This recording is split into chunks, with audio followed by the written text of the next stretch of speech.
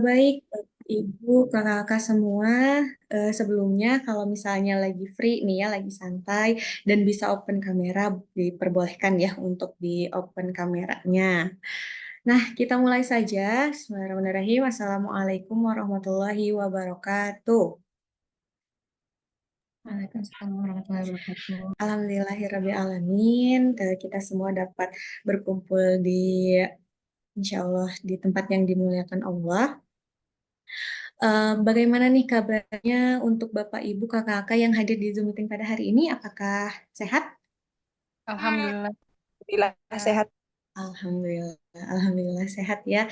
Semoga kakak yang berkumpul di Zoom meeting pada hari ini dalam keadaan sehat walafiat. Baik, pertama perkenalkan nama saya Elva Nurani Fadila sebagai moderator di Sharing Academy pada sore hari ini. Baik, kita buka saja langsung dengan mengucapkan basmalah bersama-sama. Bismillahirrahmanirrahim.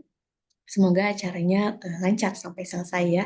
Sebelumnya saya tak lupa saya ucapkan terima kasih kepada sponsor DPA Odo Subang, Komunitas Remaja Muslimah DKI, El Shifa TV, Komunitas Muslimah Berkah Indonesia, Ashifa Peduli, dan Badan Wakaf Ashifa.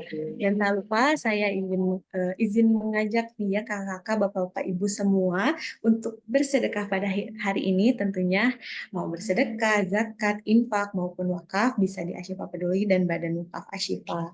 Dan tentunya sekarang karena bulan Muharram yang mulia ya, dan kita bisa manfaatkan untuk kebaikan tentunya. Dan kita tuh pasti mau banget kan ingin bertetangga dengan Rasulullah dan lebih dekat lagi dengan Rasulullah di syurga kelak. Nah, caranya itu dengan membahagiakan anak-anak yatim tentunya ya. Dan ada kabar bahagia nih bagi kakak-kakak, bapak, ibu semua yang ingin menunaikan kebaikan ini gitu ya. Insya Allah nanti Ashifa Peduli akan mengadakan santunan untuk 500 anak yatim dan doa bersama. Jadi Bapak Ibu, kakak semua bisa memanfaatkan nih momen ini untuk berpartisipasi dan untuk menunjukkan bahwa kita tuh sayang banget nih sama adik-adik yatim kayak gitu ya. Dan nanti dibantu sama kakak panitia untuk melampirkan nomor rekening Ashifa Peduli ataupun kris ya dari Ashifa Peduli untuk menunaikan kebaikan ini dan mumpung momennya itu tepat gitu ya di bulan Muharram. Nah, Masya Allah ya, eh, di sore hari ini tentunya kita manfaatkan dengan mencari ilmu dan webinar pada hari ini dengan judul Motherhood 101 From Diapers to Diplomas. Nah, udah keren banget nih ya dari judulnya. Nah, ilmu ini tentunya penting bagi kita semua yang sudah menikah maupun yang belum menikah. Jadi tunggu apa lagi? Kita siapkan diri dari sekarang gitu ya. Nah, materi ini juga akan disampaikan oleh langsung profesionalnya, yakni Teh Karina Hakman Bekom Embus, yang alhamdulillah saat ini Teh Karina sudah berada di Zoom meeting bersama kita semua. Assalamualaikum Teh Karin. Waalaikumsalam warahmatullahi wabarakatuh. Teh Elva, gimana kabarnya? Alhamdulillah sehat Teh. Gimana Teh kabarnya? Alhamdulillah sehat. Paling ibu aja lagi sakit, masuk rumah sakit. Jadi tadi langsung dari rumah sakit balik ke sini, ke rumah maksudnya untuk ngisi acara nanti balik lagi insya Allah. Tapi mudah-mudahan tidak mengurangi ya kebermanfaatan dan keberkahan kegiatan kita insya Allah. Oh iya, Masya Allah ya. Kita doakan juga untuk ibunda dari Teh Karina ya. Semoga lekas sembuh, syafaat juga. Baik, teman-teman semua, kita sebelum memulai webinar pada hari ini, saya izin membacakan biodata singkat terlebih dahulu dari Teh Karin. Teh, mohon izin. Oke. Biodata singkatnya yakni nama Teh Karina Hakman Bekom Embus atau bisa dipanggil Teh Karin, tahun lahir 1989, sebagai autor Bumi Hijrah. Education summary-nya 2009 sampai 2013 itu S1 Bachelor of Commerce University of Auckland New Zealand, dapat BCom. Terus penerima beasiswa undergraduate full scholarship dari New Zealand Education dari Sampurna Foundation. Di 2014 sampai 2017 S2 Master of Business Monash University di Melbourne, Australia dengan gelar MBUS, jurusan Managing Human Capital. Bidang riset yang digeluti yakni work-life balance, gender diversity, decent work. Terus penerima beasiswa S2 BPI LPDP Republik Indonesia juga. Dan aktivitas sekarang yakni homeschooler mom dari tiga orang anak, yakni usia 9, 8, dan 4 tahun, sebagai penulis juga dan mengisi kajian ataupun seminar umum. Masya Allah ya, luar biasa aktivitas Teh Karina sekarang. Dan Instagramnya jangan lupa untuk di-follow ya teman-teman, yakni Karina Hakman. Oke, baik. Tunggu apa lagi? Mari kita siapkan catatannya dan siapkan fokus terbaiknya. Mari kita dengarkan dengan seksama materi tentang Motherhood 101 From Diapers to Diplomas yang akan disampaikan langsung oleh Teh Karina Hakman. Kepada Teh Karin, saya persilahkan Teh. Enggak. Ya, hatur nuhun pisan Teh Elva ya, insya Allah. Dan juga ahlan wa sahlan buat teman-teman, kakak-kakak, teteh-teteh, akang-akang yang sudah hadir di sini. Saya izin share screen ya, Teh Elva. Insya Allah. A'udzubillah minasyaitonirrajim. Bismillahirrahmanirrahim. Innal hamdalillahi nahmaduhu wa nasta'inuhu wa nastaghfiruh wa na'udzubillahi min syururi anfusina wa min sayyiati a'malina may yahdihillahu fala mudhillalah wa may yudlilhu fala hadiyalah. Asyhadu an la ilaha illallah wahdahu la syarikalah wa asyhadu anna Muhammadan abduhu wa rasuluh la nabiyya ba'dah. Assalamualaikum warahmatullahi wabarakatuh. Waalaikumsalam warahmatullahi wabarakatuh. Alhamdulillah. Alhamdulillahirabbil alamin. Segala puji bagi Allah Subhanahu wa taala yang sudah mengizinkan kita berkumpul ya di sore hari ini untuk sama-sama mentafakuri ulang, merenungi kembali ya. Karena kalau misalnya ilmu atau pengetahuan secara umum tentang motherhood mungkin semuanya banyak yang sudah paham tentang apa-apa yang akan saya sampaikan.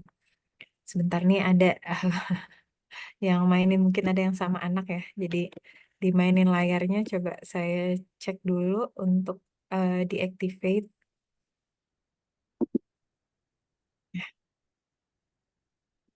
Saya stop share dulu ya biar kehapus coret-coretannya. Iya. Jadi apa yang mungkin nanti disampaikan boleh jadi banyak yang sudah paham, banyak yang sudah mengetahui, tapi kita namanya manusia ya. Memang butuh reminder, butuh untuk diingatkan kembali. Dan nasihat itu, reminder itu, tazkirah itu adalah hak setiap manusia ya, hak setiap muslim.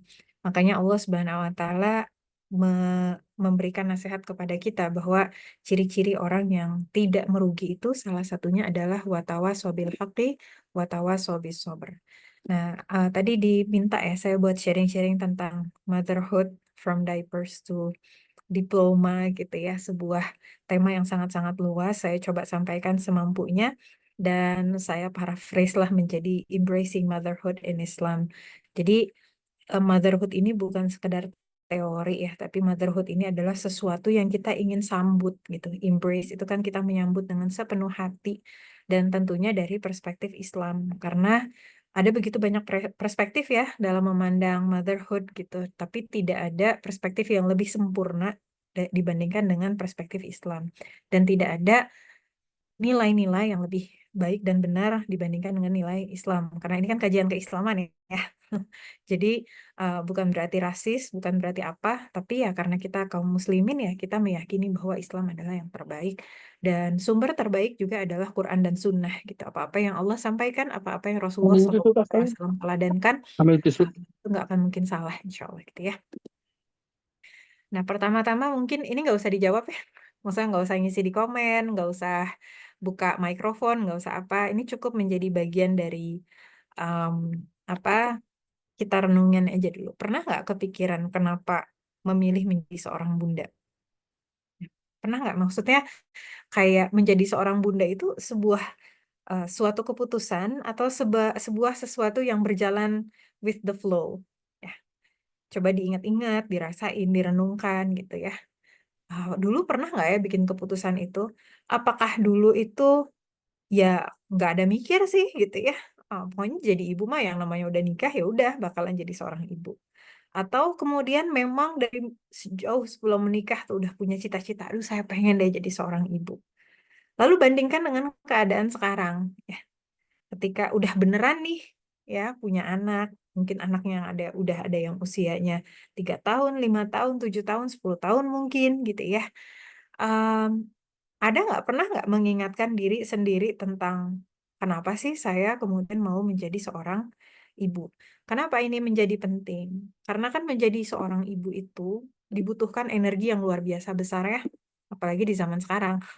Zaman sekarang ini namanya juga akhir zaman ya. Kalau ustadz-ustadz dah pada nggak ragu-ragu lagi bilangnya ini mah udah akhir zaman bener deh gitu ya.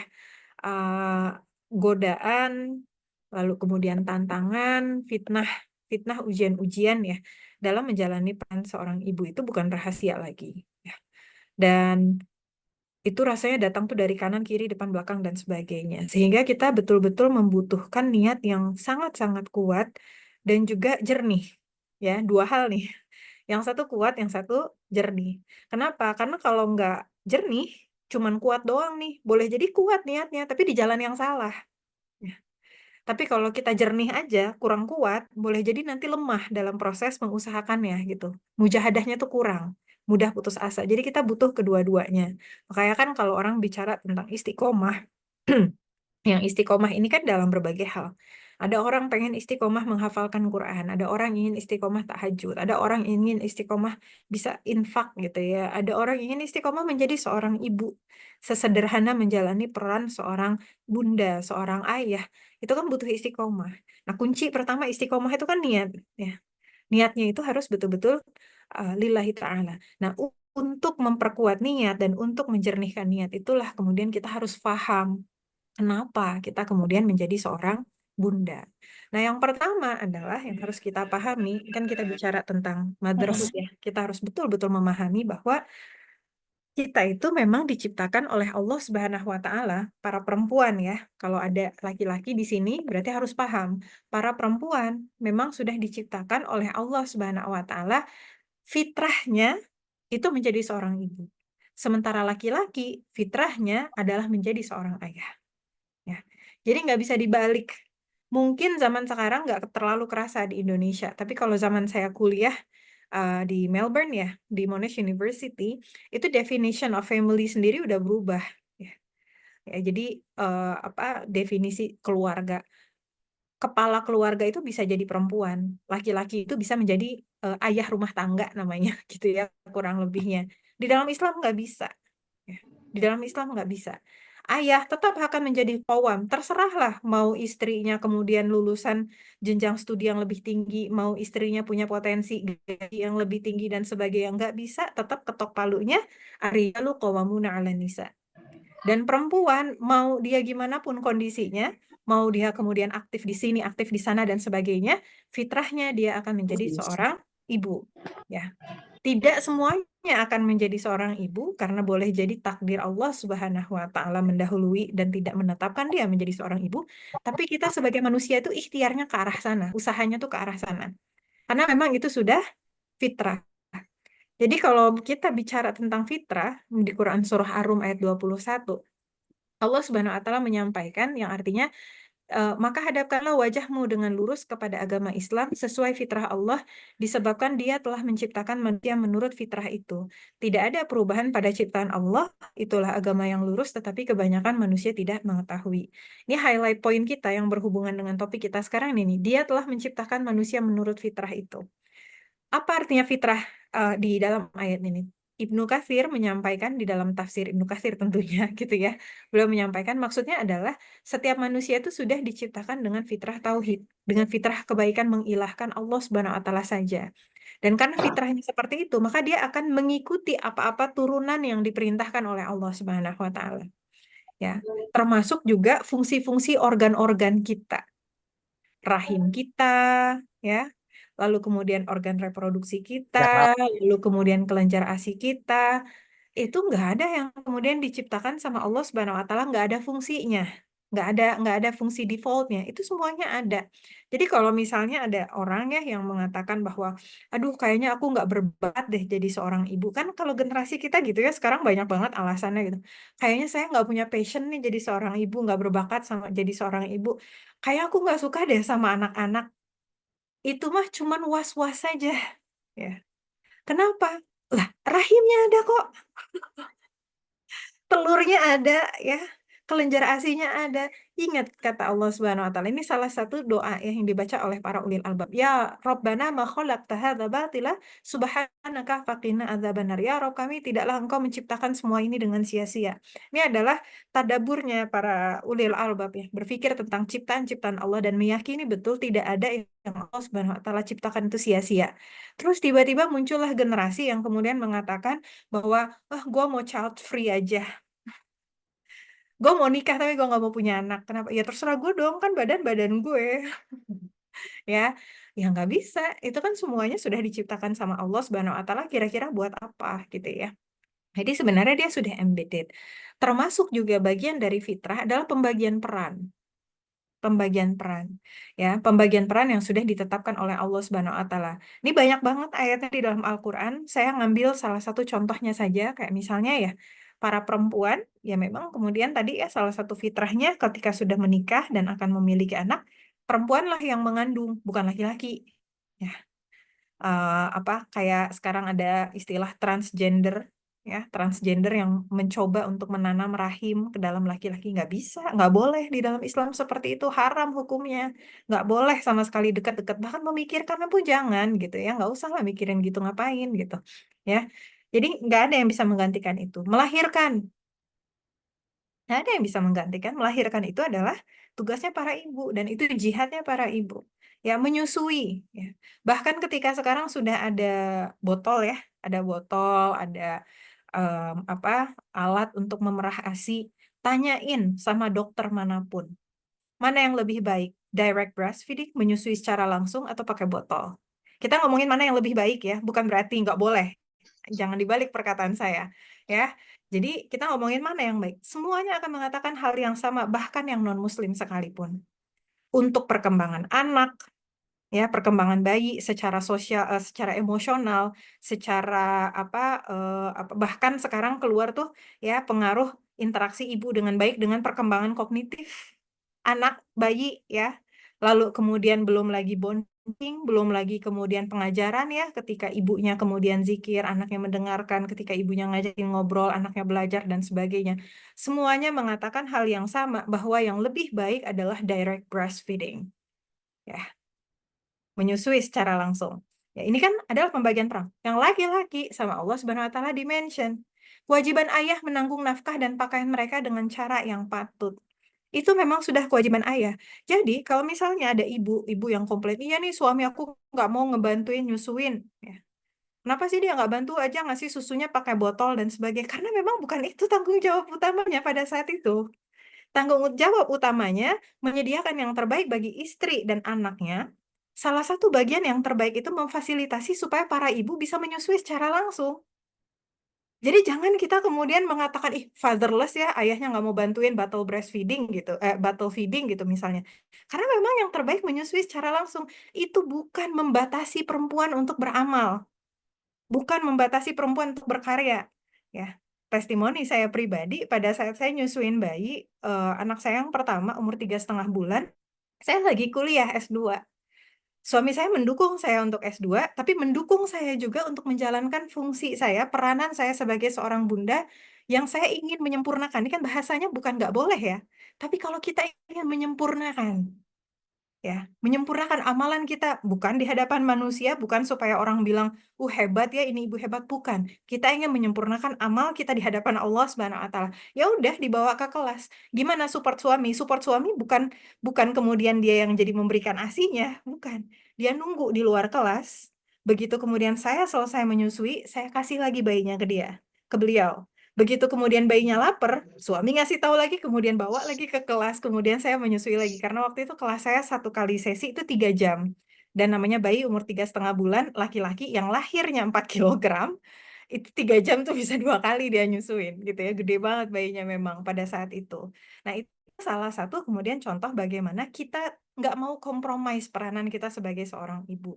Termasuk juga misalnya gini gitu ya, ada seorang ibu yang dia sudah melahirkan, lalu kemudian dia terbentur antara either dia kemudian menyempurnakan tadi antara ASInya dengan pekerjaannya. Sementara pekerjaannya tidak memungkinkan dia untuk bisa membawa bayi ke sana. Coba dipikir dulu, pekerjaannya urgen nggak harus dilakukan pada saat itu? Urgen nggak dia harus keluar rumah? Mana benefit dan mana kelebihan dan kekurangannya? Karena gini, kita nggak bisa pukul rata. Kayak misalnya teman saya ada yang dia dokter spesialis paru, dia dokter spesialis radiologi, subspesialis paru. Itu pas COVID, itu orang nyari-nyari dia sampai 3 minggu bisa nggak pulang. Itu kan antara hidup dan mati. Nah, ini kita coba lihat kondisinya kalau untuk para ibu yang tadi bekerja di luar, bisa nggak bawa bayinya? Kalau misalnya nggak bisa bawa bayi, kira-kira ini pekerjaan urgen nggak harus pada saat itu? Atau sebenarnya bisa dulu cuti 2 tahun, ya, menyelesaikan dulu ASI selama 2 tahun, baru kemudian lanjut lagi kerja, atau minimal 6 bulan, supaya bisa ASI eksklusif tadi 6 bulan, lalu kemudian yang lain. Kenapa? Ini adalah bagian dari fitrah yang hikmahnya banyak banget. Dan ini adalah bagian yang sangat-sangat penting dalam proses pendidikan anak tadi. Sehingga ketika kita memahami adanya fitrah pembagian peran antara ayah dan ibu, bahwa tanggung jawab mencari nafkah itu ada pada ayah, dan tanggung jawab ibu yang utamanya tadi ada pada anak ya, dan juga suami, maka kemudian skala prioritas itu akan sesuai dengan apa yang seharusnya. Sekali lagi, ini bukan berarti para perempuan tidak boleh bekerja, tapi pekerjaan amal solih perempuan di masyarakat itu tujuannya bukan mencari nafkah, tapi dia beramal karena Allah Subhanahu wa Ta'ala. Dan amalan karena Allah Subhanahu wa Ta'ala tuh banyak, fleksibel, bisa diatur. Kebayang ya? Jadi kita ngaturnya anak dulu, yang lain menyesuaikan. Kebayang ya? Tapi kalau bukan malah kemudian yang lain dulu, anak menyesuaikan. Karena anak nggak bisa menyesuaikan. Itu nggak akan keulang itu masa 6 bulan pertama. 2 tahun pertama nggak akan keulang. Ya, jadi dia nggak bisa tuh ditunda dulu deh ASI eksklusifnya, nggak bisa ya 6 bulan pertama. Ini adalah salah satu contoh bagaimana pentingnya kita memahami hal ini. Nah, kemudian yang kedua juga ya adalah kita memahami bagian dari kita menjalani peranan sebagai seorang bunda itu bukan hanya serta-merta kita mengikuti fitrah kita. Karena kalau hanya mengikuti fitrah, ada orang-orang yang misalnya mengatakan gini, ya tapi kan saya nggak suka sama fitrah saya. Maaf ya, saya minum. Bismillahirrahmanirrahim. Saya nggak suka sama fitrah saya. Kenapa sih Allah menciptakan saya begini? Saya tuh nggak suka sama tadi ya, nggak suka sama anak-anak. Saya nggak suka ini dan sebagainya. Jawabannya ada di sini. Ya, ini kan bab yang mendasar ya. Wa ma khalaqtul jinna wal insa illa liya'budun. Dan tidaklah aku menciptakan jin dan manusia kecuali untuk apa? Liya'budun, untuk mengabdi kepadaku, untuk taat kepadaku, kata Allah. Untuk beribadah kepadaku. Jadi, dalam pengambilan keputusan, dalam kehidupan kita, mana yang harus kita pilih? Kita mengambil keputusan berdasarkan apa yang Allah mau, atau apa yang kita mau di dalam Islam. Kita mengambil keputusan berdasarkan apa yang kita mau atau berdasarkan apa yang Allah mau. Ini kan bab mendasar. Ini kan bab tauhid. Ini kan bab keimanan yang harusnya sudah kita pahami dari dulu-dulu ya. Tapi entah kenapa sekarang tuh banyak dipertanyakan. Tapi kan aku maunya begini. Tapi kan aku maunya begitu. Nah, kondisi-kondisi seperti itu boleh jadi karena lupa. Lupa sama kontrak hidupnya dengan Allah Subhanahu wa Ta'ala. Bahwa hidup itu yang memberikan adalah Allah. Anak itu yang memberikan adalah Allah. Setiap kebahagiaan yang kita miliki dalam kehidupan ini, terlepas itu kebahagiaan karena apapun, itu semuanya dari Allah. Makanan itu yang ngasih Allah, rezeki itu yang ngasihnya Allah, pakaian kita yang ngasih Allah. Kebayang nggak? Our entire life is all from Allah. Bukan hanya itu saja, sama Allah Subhanahu wa Ta'ala kita diperintahkan taat itu untuk kebaikan kita. Untuk kebaikan kita. Percayalah, orang-orang yang melanggar perintah-perintah Allah atau melanggar fitrah-fitrah yang diberikan oleh Allah Subhanahu wa Ta'ala, kehidupannya tidak akan menemukan kebahagiaan yang hakiki. Paling ada tuh kebahagiaan yang istidraj, ya. Kebahagiaan hakiki itu yang betul-betul konten gitu. Kalau kebahagiaan istidraj itu adalah orang-orang yang sengaja dibikin senang supaya lupa sama Allah. Ya, nauzubillah min dzalik lah, jangan sampai kayak gitu ya. Nah, jadi Eh, saya tidak bisa membayangkan ya kalau misalnya ada yang bener-bener gue nggak mau punya anak repot, capek mendingan gue traveling. Masa sih gue udah nyari duit banyak-banyak terus nanti dipakainya buat anak-anak gue semua gitu ya. Abis gue nggak bisa seneng-seneng. Ngapain ngabisin masa muda buat ngurusin anak? Ngapain gini gitu dan sebagainya. Apalagi kalau pakai alasan yang tadi ya, misalnya yang berpemikiran child free. Terserah gue dong mau ngapain kan gitu ya kalau feminisme ya. My body is my choice katanya. Tubuhku adalah pilihanku, tubuhku adalah milikku. Kata siapa? Sejak kapan tubuh kita itu jadi punya kita? Semuanya kan punya Allah. Dan betapa mengerikannya ya, kalau nanti di hari akhirat, lalu kemudian ditanyakan, terus dengan berani-beraninya mengatakan, terserah aku dong, hidup mau gimana, kan hidup punya aku sendiri. Tubuhku kan punya aku aja. Ih, serem banget ya. Saya ngebayangin aja serem banget loh. Betapa berani-beraninya gitu. Dan itu kan kesombongan manusia ya, ketika dia lupa bahwa segala sesuatu itu adalah milik Allah dan segala sesuatu akan kembali kepada Allah. Sehingga kita harus betul-betul ingat bahwa hidup kita itu tidak pernah menjadi milik kita. Hatta sekalipun di dalam hati misalnya ada ketidaknyamanan kita atau misalnya kita belum menyesuaikan dan sebagainya, ingat bahwa itu adalah wujud ketaatan kita kepada Allah Subhanahu wa taala. Tapi alhamdulillahnya ya, Allah tuh kalau ngasih amanah pasti ada balasannya ya. Bismillah. Nggak pernah tuh Allah ngasih amanah terus nggak dibales. Ya. Allah ngasih kita perintah untuk sholat 5 waktu. Balasannya apa? Sholat itu bukan hanya pahalanya luar biasa ya, tapi juga menjadi kunci masuknya surga ya, kunci pintu surga. Orang mau kemudian baik gimana juga kalau sholatnya ditinggal-tinggal gitu ya, apalagi sampai betul-betul melalaikan sholat gitu ya akan bermasalah juga. Jadi nggak bisa misalnya kita bilang, ih orang itu baik ya, solihah banget, walaupun dia itu jarang sholat, tapi dia tuh rajin sedekah. Nah itu nggak bisa. Karena kriteria untuk soli dan solihah sendiri, paling pertamanya adalah setelah syahadat, setelah tauhid dan bapak keimanan dan sebagainya, sholat perwujudannya. Nah, sama juga dengan ini gitu. Ya, menjadi seorang ibu itu adalah sesuatu yang sudah difahami secara umum, bukan hanya itu bagian dari fitrah, tapi memang itu salah satu tujuan diciptakannya kita ya, para manusia ini sebagai khalifatullah. Khalifatullah itu kan untuk menggantikan, ada peranan pengganti di situ. Dan untuk setiap perintah tadi, Allah SWT karuniakan balasannya. Ya, karuniakan balasannya. Banyak ya sering mendengarkan ya bagaimana kalau misalnya orang itu ketusuk duri aja itu akan menjadi penggugur dosa. Kebayang nggak ibu yang melahirkan gimana pengguguran dosanya kayak apa? Ya, boro-boro pas udah ngelahirin, pas lagi proses ngelahirin, kontraksinya aja jangan dipikir itu semuanya nggak ada pahalanya. Pada saat mengandung, kebayang nggak? Yang sakit pinggangnya, yang sakit pas mau tidurnya, itu semuanya nggak ada yang luput dari Allah Subhanahu Wa Taala. Belum ketika mendidik anaknya.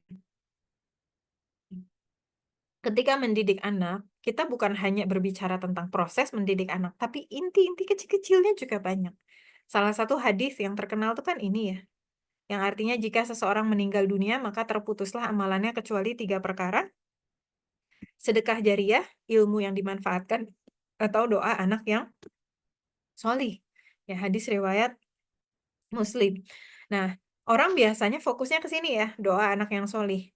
Padahal ya, bukan hanya tentang doa anak yang solih, tapi juga ini nih, ilmu yang dimanfaatkan. Tapi juga ini nih, sedekah jariah. Ya, ya ini setiap kali kita memberikan sesuatu kepada anak-anak kita, dan itu terus dipakai, dan ini berlaku bagi ayah dan bunda ya, bukan hanya bunda saja, bagi para orang tua. Maka itu pahala mengalir terus.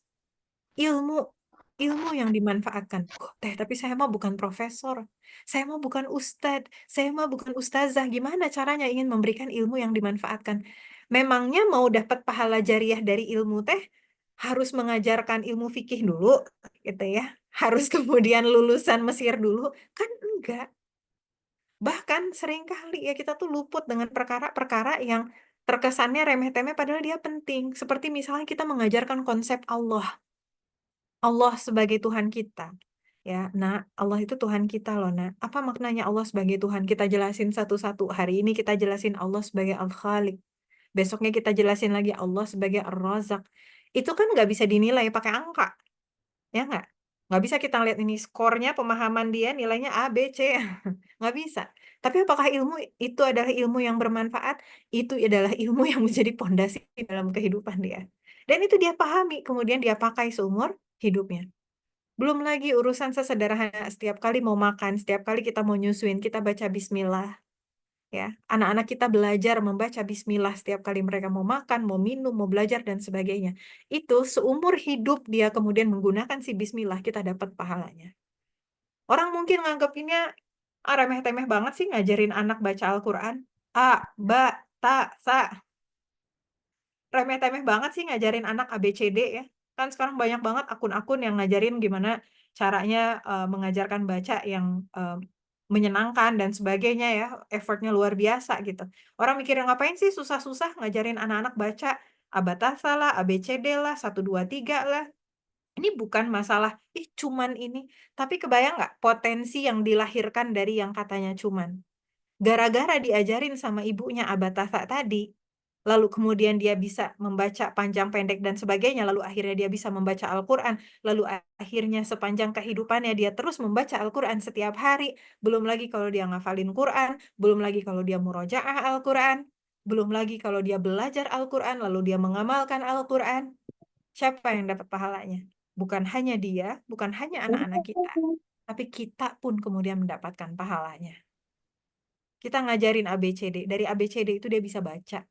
Dari dia bisa baca, nantinya dia belajar biologi, matematika, sosiologi, geografi, mungkin nanti ada yang jadi dokter, ada yang jadi insinyur, ada yang jadi ustadz, ustazah, ada yang jadi pejabat publik, ada yang jadi pimpinan, dan sebagainya. Siapa yang dapat pahalanya? Insya Allah kita akan mendapatkan pahala jariah. Sehingga ketika kemudian kita wafat, one day will die. Itu kan bagian dari keimanan ya. Kerasa nggak bahwa suatu saat kita akan wafat? Ajal Allah Subhanahu wa taala itu akan datang ya kepada kita. Tubuh kita udah nggak bisa lagi beramal, ya. Kesempatannya sudah habis. Ya, tubuh kita sudah tidak bisa lagi menghasilkan pahala. Every day still rewarding. Setiap hari kita terus panen pahala. Ya, dari mana? Dari setiap ilmu, setiap pengajaran, setiap nasihat yang kita berikan, kita ajarkan kepada anak-anak kita yang terus dia praktekkan. Belum lagi kalau nanti anak kita menikah. Lalu diajarin lagi anaknya apa-apa yang dulu kita ajarkan. Berarti setiap kali cucu kita mengamalkan itu, insya Allah kita dapat pahala jariahnya. Itulah kenapa kemudian peranan seorang dai itu sangat-sangat tinggi. Kenapa? Karena turun-temurun. Dia mendapatkan pahala jariah. Nah, kita nggak harus kemudian menjadi seorang apa? Kita para bunda ya. Nggak semuanya mungkin punya peluang dan kesempatan untuk bisa menjadi seorang mubaligh gitu misalnya, atau menjadi ustazah yang ngisi di berbagai majelis taklim misalnya. Tapi kita punya anak-anak kita yang buat saya itu tuh privilege luar biasa. Jadi saya kan nikah umur 24 ya. Jadi 3 anak itu pas saya usia 30 tahun itu 3 anak udah lahir gitu ya. Alhamdulillah gitu, biiznillah, bifadlillah. Jadi sesi-sesi repotnya itu memang di usia-usia segitu. Orang tuh suka nanyain, "Teteh apa nggak ngerasa sayang masa mudanya dipakai buat ngurusin anak?" Apa nggak ngerasa kehilangan gitu ya. Jadi kayak missing out dengan betapa dahsyatnya ya kehidupan masa muda kok dihabisin buat ngurusin anak. Saya bilang justru ya mumpung masih muda gitu ya, masih kuat, selama ada rezeki, potensi, peluang untuk bisa mendidik anak dengan baik, itu tuh luar biasa. Kenapa? Itu tuh sangat-sangat produktif. Kebayang nggak? Kan suka dibenturkan nih antara seorang ibu dengan produktivitas, benar nggak? Antara seorang ibu dengan berkarya. Emang apalagi karya yang lebih produktif dibandingkan dengan melahirkan manusia yang baru? Melahirkan manusia yang baru tuh nggak bisa direplika. Kita itu ya nyimpen manusia baru di dalam perut kita. Terus kita lahirin dengan seizin Allah Subhanahu wa taala tentunya gitu ya, kita yang melahirkan. Lalu kita susuin dari badan kita juga, apa itu nggak kurang produktif lagi? Sampai sekarang, nggak ada tuh makanan, minuman, bikinan manusia yang plek-plek 100% bisa menyamai ASI. Yang ada hanya replika gizi, tapi tetap beda. Makanya tanya sama dokter manapun. Mendingan ASI atau sufor? Tanya sama dokter manapun. Semuanya akan menjawab ASI kecuali kalau ada komplikasi tertentu. ya, sesuatu yang membahayakan ibu misalnya, sesuatu yang kemudian bermasalah dengan anak misalnya.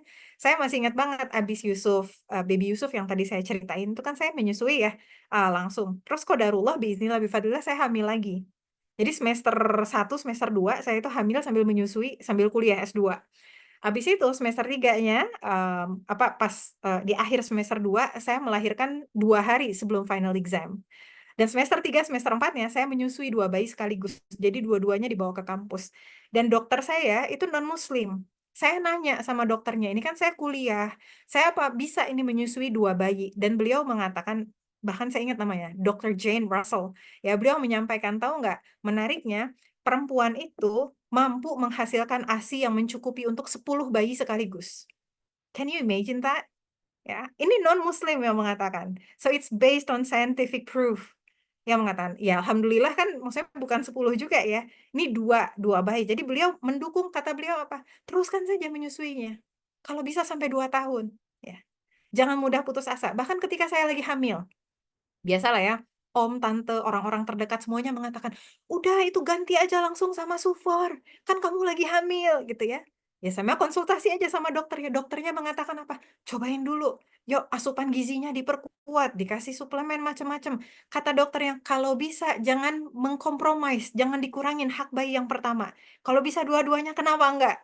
Akhirnya terusin.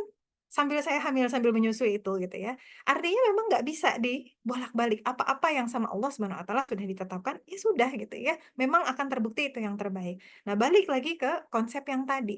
Setiap apa yang kita lakukan itu ada pahalanya di sisi Allah Subhanahu wa taala. Dan kenapa ini penting untuk saya sampaikan? Karena terlepas kita menjadi seorang bunda atau tidak, ini kehidupan kita, ini yang menanti setelah ini. Setelah kehidupan kita sekarang. Ya. Emang apa sih yang membuat kemudian ragu-ragu menjadi seorang ibu? Apa sih yang membuat kita kemudian masih kayak berpikir berkali-kali meragukan tentang produktivitas seorang ibu? Kadang-kadang ada yang berpikir, tapi kan nanti bisa begini, tapi kan nanti nggak bisa begini. Ya, banyak dari perkara-perkara tersebut sebetulnya adalah perkara-perkara keinginan hawa nafsu dunia. Saya nggak bilang semuanya ya. Saya bilang banyak di antaranya. Itu adalah hawa nafsu dunia. Padahal dunia itu mau dibawa kemana? Cuma satu titik ini. Bahkan titik ini tidak representatif. Kalau kita mau bikin interval waktu yang benar, nggak bisa kayak gini. Karena interval waktu kehidupan dunia sama alam kubur sama yaumul ba'ats itu nggak paralel. Ya, dia beda. Ini kan hanya penyederhanaan saja. Kebayang nggak? Ada orang, dia rela mengejar kehidupan dunia yang cuma satu titik ini, tapi dia mengorbankan di sini. Ya, semuanya dia korbankan. Seakan-akan ya bahwa dia akan hidup di dunia itu selama-lamanya. Lupa bahwa ada yang menanti di sini nih semuanya. Ya. Tapi kalau kita bisa memperjuangkan ya betul-betul sabar untuk taat sama Allah Subhanahu wa taala, memberikan amalan-amalan sesempurna yang kemudian kita mampu di sini, maka di sini insya Allah Allah Subhanahu wa taala akan mengaruniakan kebahagiaan selama-lamanya. Saya kasih contoh satu aja ya. Alam kubur gitu misalnya. Kita hidup dunia berapa lama? Umatnya Rasulullah SAW. 60 tahun, 70 tahun, 80 tahun, mungkin ada outlier yang lebih awal dan ada outlier yang lebih akhir. Ya, namanya kita kalau statistik ada distribusi normal, ada outliernya. Ya.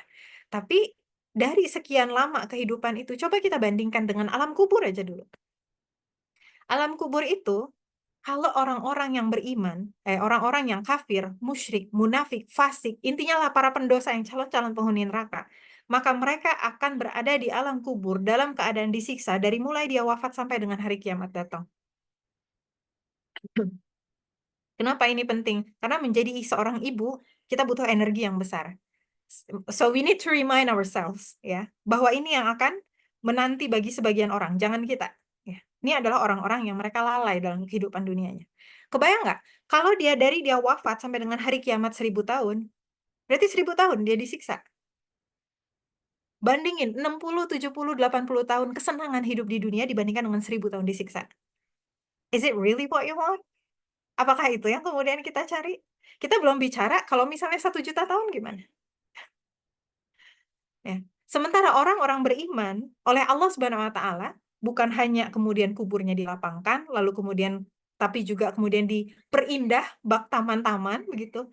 Lalu kemudian di dalam hadis sahih dijelaskan bahwa dikasih lihat nih di sebagian riwayat dari jendela, sebagian riwayat dari pintu, yang manapun itu, yang jelas dikasih lihat. Nanti kamu pulangnya ke sana. Kayak snippet dari surga tuh udah dikasih lihat. Lalu mereka juga punya waktu berkumpul dengan orang-orang yang solih dan solihah, entahlah itu di alam apa, ya. Dan menunggu si hari kiamat itu, dan waktunya dipersingkat. Kenapa? Mereka nggak sabar dan Allah ingin mempercepat bagi mereka. Kok bisa gitu? Waktunya beda. Ya itu mah kekuasaannya Allah, terserahnya Allah. Beda banget kondisinya. Belum lagi yaumul ba'ats, ketika hari dibangkitkan. Satu hari di padang mahsyar, bagi orang-orang kafir, musyrik, munafik, fasik, para pendosa, calon-calon penghuni neraka. Satu hari setara dengan 50.000 tahun. Tanpa makan, tanpa minum, dalam keadaan tersiksa. Ada yang siksaannya udah dikasih teaser, padahal masih di padang mahsyar. Ya, kan gitu. Ya. Kebayang kalau satu hari 50.000 tahun berapa lama ya ada di situ. Sementara orang-orang beriman, kata Rasulullah SAW, calon-calon penghuni surga ini ya. Jadi mereka akan dikasih apa? Kata Rasulullah SAW itu dipercepat. Di sebagian riwayat disampaikan hanya dari zuhur ke asar. Di sebagian riwayat lagi disampaikan seperti orang yang sedang menanti matahari mau terbenam sampai betul-betul terbenam. Sebentar banget. Itu pun dengan didampingi, kalau dia penghafal Quran, nanti ada Al-Quran datang. Kalau dia rajin saum, ada apa namanya, si amalan saum itu datang. Belum lagi ada yang didampingin malaikat, belum lagi kita minum dari telaga Kautsar, insya Allah. Ya, kondisinya sangat-sangat berbeda, dan ini lama sekali. Belum lagi nanti ada surga yang menanti kita. Sehingga ketika kita berpikir bahwa subhanallah ya, menjalani peranan seorang ibu tuh luar biasa, amanahnya begini, amanahnya begitu. You know what? You're not missing out anything. Ya, kita nggak ada tuh kehilangan sesuatu. Kenapa? Ada surga yang dijanjikan oleh Allah Subhanahu wa taala. Ada kebaikan-kebaikan yang menanti kita, yang apapun kelelahan yang kita rasakan, balasan yang dikaruniakan oleh Allah Subhanahu wa taala melampaui itu semuanya. Jadi gitu ya. Subhanallah gitu. Kalau misalnya kita masih mempertanyakan, masih ada kemudian keraguan-keraguan tadi gitu ya, kita segera kembalikan lagi kepada konsep hidup kita. Kan kadang-kadang iman naik turun ya. Iman naik turun gitu. Jadi begitu turun tuh langsung kembaliin lagi. Oh ya, hidup saya untuk Allah. Begitu iman turun, kembalikan lagi. Oh ya, hidup saya untuk Allah Subhanahu wa taala. Nah, yang terakhir berkenaan tentang kenapa sih kita menjadi seorang bunda? Subhanallah ya. Bunda itu adalah awal mula peradaban dunia. Bunda itu awal mula peradaban dunia. Allah Subhanahu wa taala memerintahkan apa kepada para manusia? Yang ingatlah ketika Robmu berfirman kepada para malaikat, Inni ja'ilun fil ardi khalifah. Khalifah itu pemimpin, penjaga, dan juga pengganti. Kata Ibnu Katsir. Jadi, di dalam tafsir Ibnu Katsir dijelaskan, salah satu peranan pengganti adalah dia mencetak generasi berikutnya yang menggantikan dia, dan dia menjadi generasi yang lebih baik dari generasi sebelumnya, menggantikan generasi sebelumnya. Seorang ibu itu mencetak generasi berikutnya bukan hanya dengan secara ideologis, tapi tadi ya, bahkan secara fisik. Ini mencetaknya dari para ibu. Makanya kemudian ibu ini banyak privilege-nya. Apa privilege-nya para ibu? Ya, privilege-nya para ibu tidak diberikan tanggung jawab mencari nafkah. Ini yang kalau misalnya zaman sekarang kadang-kadang diputar balikan, ini Islam mengekang dan sebagainya. Enggak, bukan mengekang. Perempuan boleh bekerja, tapi dia tidak diberikan kewajiban. Ingat ya, beda antara kewajiban dan boleh gitu. Kalau kewajiban tuh harus. Makanya kemudian perempuan itu selalu ditanggung, ya. Ini secara syariatnya, dia ditanggung oleh orang tua, oleh ayahnya, ya. Kalau dia sudah menikah ditanggung oleh suaminya, bahkan ketika dia nanti tua renta dia akan ditanggung oleh anak laki-lakinya. Kalau nggak punya semuanya dia ditanggung oleh negara. Kan seperti itu. Pokoknya ada walinya. Perempuan ini itu adalah privilege-nya. Karena apa? Dia punya amanah yang luar biasa besar. Privilege yang lain apa? Ketika kemudian datang panggilan perang, para perempuan tidak diwajibkan untuk turun ke medan perang. Itu kayak di Palestina gitu. Ini kalau videonya tiba-tiba mati itu bukan saya ya, laptop ya. Ini tidak diwajibkan turun ke medan perang. Tapi apa medan jihadnya apa? Tadi mencetak generasi yang baru. Makanya kalau ada perempuan yang dia wafat dalam proses melahirkan, atau sebagian ulama kemudian menyampaikan juga pada saat proses nifas, dan dia adalah orang wanita yang beriman, maka dia wafat dalam keadaan syahid. Syahid. Kebayang nggak? Jadi kita harus betul-betul memaknai, ya Allah, ya Robbi, betapa berharganya potensi dan peranan kita sebagai seorang perempuan. Dan kalau kita lihat kisah-kisah di dalam Al-Quran, begitu banyak kisah-kisah tentang bagaimana dari seorang ibu lahirlah sebuah peradaban. Salah satunya, contohnya adalah tentang keluarga Imron. Kenapa saya ngambil keluarga Imron? Karena keluarga Imron ini kan, Imronnya bukan Nabi dan bukan Rasul. Bismillah. Kalau saya bicara tentang misalnya Bunda Hajar, ya istri dari Ibrahim alaihissalam, mungkin nanti ada yang ngeles, oh Bunda Hajar kan istrinya Nabi teh, gitu ya. Atau kalau misalnya saya bicara tentang Khadijah radhiyallahu anha, ya Khadijah radhiyallahu anha itu kan istrinya Nabi teh, gitu. Oke, kita bicara tentang istrinya Imron. Imron ini bukan Nabi, bukan Rasul. Tapi kemudian namanya dijadikan nama surah di dalam Al-Quran. Bahkan bukan hanya namanya saja, satu keluarga dijadikan nama surah di dalam Al-Quran. Surah apa? Ali Imran, keluarga Imran. Dan Allah Subhanahu wa taala sampai-sampai ini kan ayat 35 ya. Di ayat 33-nya Allah Subhanahu wa taala menyampaikan begini. Ya. Innallaha astafa Adama wa Nuha wa ala Ibrahim wa ala Imrana alal alamin. Sesungguhnya Allah telah memilih Adam, Nuh, keluarga Imran dan keluarga Ibrahim dan keluarga Imran melebihi segala umat. Kebayang nggak satu keluarga dipilih sama Allah Subhanahu wa taala? Ya, Adam dan Nuh alaihissalam hanya dipilih orang-orangnya saja ya. Salah satu hikmahnya adalah kita menemukan setidaknya ada satu dari sekian banyak anaknya yang ingkar kepada Allah Subhanahu wa taala. Jadi nggak dipilih satu keluarga. Tapi Ibrahim alaihissalam dan Imron itu dipilih satu keluarga ya. Nah, Ibrahim alaihissalam ini kan namanya nabi begitu kan ya, luar biasa memang gitu. Imron ini siapa? Ya. Imron ini bukan nabi, bukan rasul tadi, tapi dipilih satu keluarga. Apa yang menjadikannya sangat istimewa? Tapi ketika kita lihat kisah keluarga Imron di dalam Al-Quran, kisah pertama yang kemudian disampaikan oleh Allah Subhanahu wa taala justru bukan tentang Imron ya, bukan tentang Maryam binti Imron ya, tapi tentang istrinya Imron atau ibunya dari Maryam binti Imron. Ini kisahnya. Ya Rabbi, sesungguhnya aku bernazar kepadamu apa aja bahwa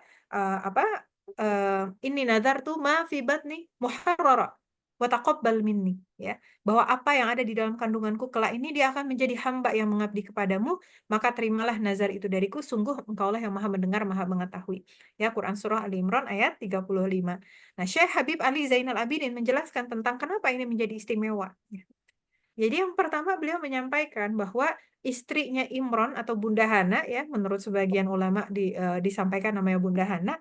Bunda Hana ini adalah seorang wanita yang sangat-sangat solihah. Sangat-sangat solihah. Sehingga memang doanya itu gitu ya, betul-betul diijabah oleh Allah Subhanahu wa taala. Karena kan salah satu yang menghalangi terkabulnya doa itu kan adalah dosa ya. Dosa itu menjadi salah satu penghambat untuk kita mendapatkan rezeki yang sudah yang dari Allah Subhanahu wa taala, itu boleh jadi di sana gitu ya. Lalu kemudian yang kedua, niatan dari istrinya Imron atau Bunda Hana tadi itu ikhlas luar biasa, ikhlas sekali kepada Allah Subhanahu wa taala. Mengharapkan seorang anak yang akan menjadi seorang muharrara yang mengabdi kepada Allah, bukan supaya dipuji, bukan supaya ini, bukan supaya itu, tapi hanya untuk Allah Subhanahu wa taala. Dan yang ketiga, isi dari doanya itu sendiri doa yang sangat-sangat baik. Karena kan kalau doa buruk nggak boleh ya, gitu ya. Ini doa yang sangat-sangat baik. Jadi subhanallah, dari sekian banyak hal yang ibaratnya nih ya, kalau saya berpikir, ih ini pakai ilmu parenting apa ya? Imron sama Bunda Hana bisa punya anak kayak Maryam binti Imron tuh gimana caranya? Ini apa karena tahajudnya gitu yang rajin? Apa karena pakai metode apa sih nih ngedidik anaknya gitu ya? Tapi yang Allah Subhanahu wa taala ceritakan adalah bagaimana ibunya kemudian berdoa kepada Allah Subhanahu wa taala. Dan ini menegaskan ya betapa pentingnya peranan seorang ibu dalam membangun keluarga yang kalau ini terjadi maka boleh jadi akan mencetak generasi yang baru gitu ya, generasi yang lebih baik lagi, menjadi bagian dari pemimpin ya. Kan doanya gitu, Robbana hablana min azwajina wa dzurriyyatina qurrata a'yun waj'alna lil muttaqina imama. Jadikan kami ini imam bagi orang-orang bertakwa, pemimpin bagi orang-orang bertakwa yang model kayak begini. Dan kita perhatikan betapa pentingnya peranan seorang ibu bagi sebuah peradaban. Contoh Nabi Ibrahim alaihissalam dengan Bunda Hajar dan Bunda Sarah. Dua-duanya, baik Bunda Hajar dan Bunda Sarah itu kan ganti-gantian LDM. Ya, long distance marriage ya. Karena Nabi Ibrahim alaihissalam itu amanahnya di mana-mana. Apakah kemudian Ismail alaihissalam dan Ishak alaihissalam terus jadi kayak kekurangan sosok ayah? jadi kurang sisi maskulinitas, jadi kemudian punya masalah kejiwaan, ya, dan sebagainya. Enggak, bahkan menjadi seorang nabi, nabiullah. Maka di sana apa peranan yang sangat-sangat dominan? Peranan pendidikan dari seorang ibu. Kenapa? Ayah ini tanggung jawabnya macam-macam. Kalau datang panggilan jihad, ya mudah-mudahan di Indonesia tetap aman ya. Mudah-mudahan di Indonesia jangan ada perang lagi deh gitu. Tapi kalaulah kita hidup di situasi kayak di Gaza misalnya, ya di Gaza, panggilan jihad datang, itu para laki-laki keluar. Tugas seorang istri apa? Mendorong suaminya kemudian berada di jalan kebaikan. Terus yang bertugas ngejagain anak-anak siapa? Ibunya. Berarti ibunya harus siap nggak ngedidik anak? Betul. Ya. Kalaulah nggak ada di situasi perang, kayak kondisi kita di Indonesia, alhamdulillah, biiznillah, bifadlillah, ya, kita tidak dijajah secara fisik ya, bukan perang kita, adanya perang pemikiran gitu kan. Dalam kondisi seperti ini, banyak di Indonesia para suami yang tidak mendapatkan privilege working from home, nggak dapat privilege kerja part time, nggak dapat privilege untuk bisa bolak-balik sekenanya. Banyak di antara para suami yang hidup di zaman kita nih, generasi kita sekarang, mereka harus berangkat ba'da subuh dan pulang itu malam. Ya. Lalu kemudian ini para ibu teriak-teriak, ini anak saya jadi fatherless, anak saya jadi fatherless. Gimana fatherless? Orang suaminya nyari uang buat dia. Suaminya nyari nafkah buat anaknya. Fatherless itu ya diberikan ketika memang ayahnya hilang. Gak ada, nah itu fatherless. Nah ini ayahnya ada. Ya. Tinggal bagaimana kemudian meningkatkan kualitas seorang ayah ketika berada di rumah, ketika seorang ayah di weekend, bagaimana menjalin hubungan yang baik dengan anaknya, kemudian supaya terjalin bonding yang kuat, bisa mendidik anak di waktu yang singkat, membangun waktu yang berkualitas, menanamkan tauhid, keimanan, dan hal-hal kebaikan, nilai-nilai yang lain, ya nilai-nilai kebaikan yang lainnya. Jadi kita harus memahami sebagai perempuan bahwa memang itu tanggung jawab suami. Ya, betapa pentingnya peranan seorang ibu sehingga ketika ada suami yang sangat-sangat sibuk tadi ya, nggak dapat privilege seperti itu, memang para perempuan yang harus kuat ya mendidik anak dalam kondisi seperti itu agar kemudian Allah Subhanahu Wa Taala memberikan keberkahan bagi keluarga. Nah, tentunya untuk menjadi seorang ibu yang mau mendidik anak, kalau judulnya apa di poster kan From Diaper to Diploma gitu ya, itu harus punya visi yang jelas, harus punya misi yang jelas dalam setiap milestone kehidupannya. Nah, tujuan ujung-ujungnya yang paling minimal banget adalah ke sini. Nih, kita mau mendidik anak tuh ke arah mana sih? Ke arah sini nih. Ya ayyuhalladzina amanu qu anfusakum wa ahlikum nar. Wahai orang-orang yang beriman, peliharalah dirimu dan keluargamu dari api neraka yang bahan bakarnya adalah manusia dan batu. Artinya, dari sekian banyak hal-hal yang harus kita didik pada anak-anak kita, skala prioritasnya yang mana? Ini yang nomor 1 nih. Ya. Ini yang harus menjadi skala prioritas. Skala prioritas bukan berarti yang lainnya nggak penting. Ya, ini penting pendidikan akal. Anak harus bisa baca, anak harus bisa berhitung, anak harus bisa kemudian membaca Al-Quran, anak harus tahu ini, itu, dan sebagainya. Tapi kunci utamanya ada di sini dulu. Kata Allah Subhanahu Wa Taala, fa'lam annahu la ilaha illallah. Ilmuilah sesungguhnya tidak ada ilah yang layak disembah kecuali Allah Subhanahu Wa Taala. Nah, kalau kuncinya sudah dapat, ini kan bab keimanan ya, beriman kepada Allah, malaikat, nabi dan rasul, kitabullah, hari akhirat, qada dan qadar. Insya Allah pada saat mendidik bab keislaman itu insya Allah jauh lebih mudah. Kenapa? Karena pondasinya tadi didapatkan. Ya, pondasinya didapatkan. Misal contoh, anak mau sholat. Kalau ibunya tidak mengajarkan tentang Allah, ketika ibunya bilang, nah ayo sholat. Kenapa ya? Allah suruh. Emang siapa Allah? Allah kan Tuhan kita, nak. Ya tahu sih Allah Tuhan, terus so what gitu. Kalau tidak diberikan pemahaman berkenaan tentang tauhid tadi. Yang ngajarin anak, nak, kalau mau makan pakai tangan kanan. Rasulullah SAW ngajarin kita loh kalau makan tuh pakai tangan kanan. Emang kenapa harus ngikutin Rasulullah? Ya kan dia Rasul Allah, nak. Ya terus kenapa kalau dia Rasul Allah tuh kenapa gitu. Itu kan semuanya harus dijelaskan ya, kepada anak-anak kita. Kenapa? Apalagi di zaman sekarang, jangan pernah menggantungkan pendidikan anak sama sekolah. Bahkan kalaupun anaknya sekolah di sekolah Islam. Kenapa? Yang akan dimintain pertanggungjawaban pertama kali itu bukan sekolahnya, bukan gurunya di hari akhirat nanti, tapi kita, ya. Dan harus dipahami tidak ada sekolah yang sempurna. Ya, even misalnya homeschooling sekalipun gitu ya, manggil ikutan kegiatan komunitas atau manggil guru ngaji atau apa, nggak bisa. Ya, kita tawakal kepada Allah Subhanahu wa taala, tapi proses evaluasi utamanya ada pada kita. Kita yang harus betul-betul menelusur bab-bab setiap rukun iman, setiap rukun Islam itu kemudian tersampaikan dengan baik kepada anak-anak kita. Kalau pendidikan imannya tadi baik, maka insya Allah pendidikan akhlaknya pun juga akan lebih mudah untuk kita ajarkan.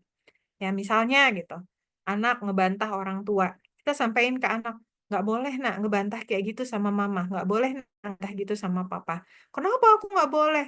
Karena Rasulullah SAW mengajarkan kita untuk yang berbuat baik kepada orang tua. Ya, Allah Subhanahu wa Ta'ala memerintahkan di dalam Al-Quran untuk berbuat baik kepada orang tua. Itu kalau pendidikan iman kepada kita buahnya bolong, mungkin dia nggak yakin-yakin amat, dia akan bilang, ah ini mah mainan-mainannya mamah supaya aku mau berbakti sama mama. Ya, bahkan kemudian berpengaruh kepada pendidikan akal. Pendidikan akal ini kan berbicara tentang ilmu, baik itu ilmu yang hukumnya fardu ain maupun ilmu yang hukumnya fardu kifayah. Baik itu ilmu yang sifatnya adalah yang berhubungan dengan bagaimana menjadi individu muslim yang baik, maupun ilmu-ilmu yang bermanfaat untuk masyarakat. Itu kan ada di bawah pendidikan akal. Kalau kemudian keimanannya kuat, maka dia akan menuntut ilmu karena Allah Subhanahu wa taala. Ya, disampaikan kepada anaknya. Nah, rajin belajar ya. Kata Allah Subhanahu wa taala ya, yarfa'ul ladzina amanu minkum wal utul ilma darajat. Allah meninggikan derajat orang-orang yang beriman dan berilmu beberapa derajat. Ya. Dan kita jangan meng-underestimate kemampuan anaknya. Kadang-kadang kita mikir, ih, masa si kecil udah diajarin tauhid gitu kan. Masih si anak kecil udah diajarin tentang keimanan kepada Allah gitu. Padahal kalau kita lihat di sirahnya Rasulullah Shallallahu Alaihi Wasallam atau hadis-hadis ya, banyak sekali kemudian kisah Rasulullah SAW memberikan nasihat kepada anak-anak yang masih kecil.